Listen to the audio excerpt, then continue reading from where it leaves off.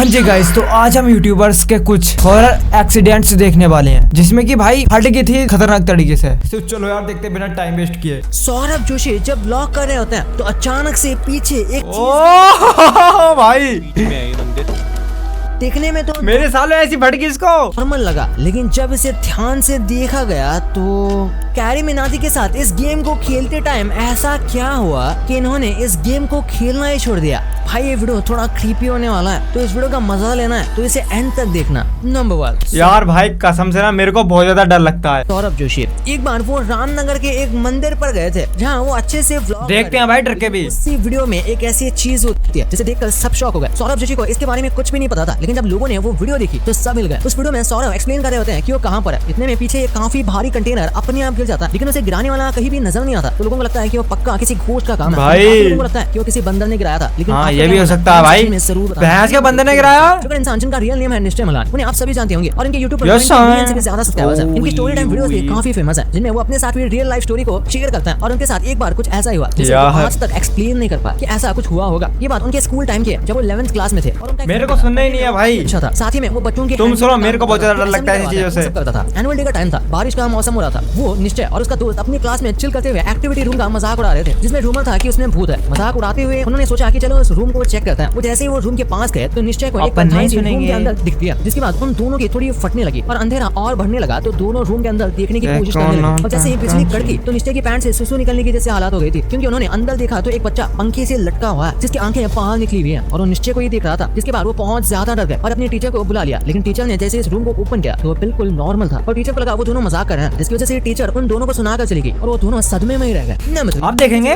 ये भी एक मोटो ब्लॉगर है जो आज काफी ज्यादा फेमस है और ये बिग बॉस में भी हो आ चुके हैं। एनीवेज आज हम बात करने वाले हैं इनके साथ एक ऐसे शॉकिंग इंसिडेंट के बारे में जिनके बारे में आप में से बहुत कम लोग जानते होंगे, क्योंकि ये बात तब की है जब इनके सिर्फ 1 लाख के अराउंड सब्सक्राइबर्स थे और एक दिन रात को वो फंक्शन को अटेंड करने जा रहे थे और जगह काफी दूर थी, जिसके 2 रास्ते थे और उन्होंने लॉन्ग रूट की बजाय एक शॉर्ट के बीच से वो घर गुजर रहा था। लेकिन जैसे जैसे वो उस रास्ते पर आगे बढ़ते हैं उन्हें अजीब लगने लगता है और कुछ देर बाद उन्हें कुछ बहुत ही खतरनाक दिखाई देता है, जिसे देखकर वो बहुत ज्यादा डर जाता है और वो हड़बड़ाहट में फंक्शन को भी नहीं जाते और अपने घर वापस चले जाते हैं। बहुत से लोगों को लगेगा कि ये वीडियो फेक है, बहुत बार जूम करके देखने पर भी जब बाइक की लाइट उस चीज पर पड़ती है फिर भी उसकी सालो ड्रामा कोई शैडो दिखाई नहीं देती। और अब सब जानते हो ऐसी चीजों की कोई परछाई होती नहीं। नंबर 4 कैरी मिनाटी के साथ भी ऐसा ही कुछ हुआ था। फनी नहीं था बल्कि उसका कुछ उल्टा ही था। हमेशा की तरह वो अपने चैनल पर आउटलास्ट 2 की स्ट्रीमिंग कर रहे थे, जो कि बहुत ही हॉरर गेम है। ये गेम खेलते खेलते उनके रूम में कुछ ऐसा हुआ जिसे देखकर वो खुद भी चौंक गए। यार ये तो हट ही जाएगी।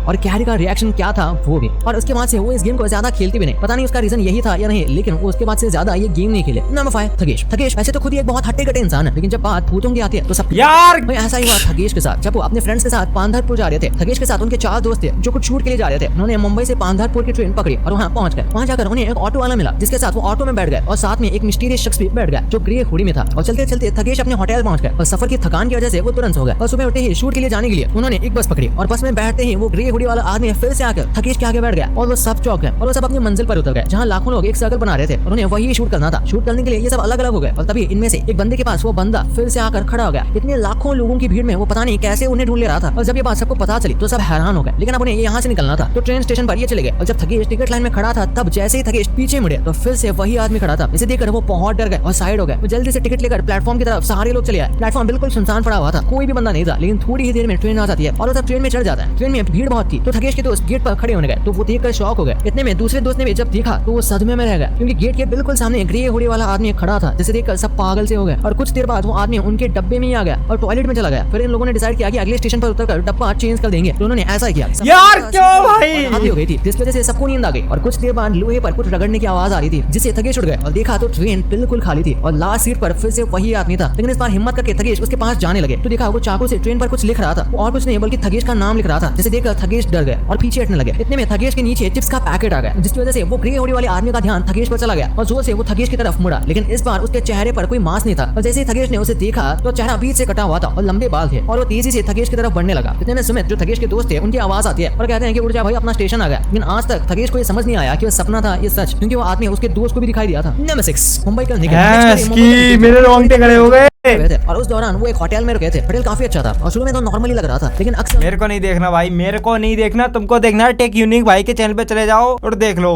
बाकी बेटा चलिए बड़ा चैनल को सब्सक्राइब कर देना। और ये भी इतनी खतरनाक वीडियो है।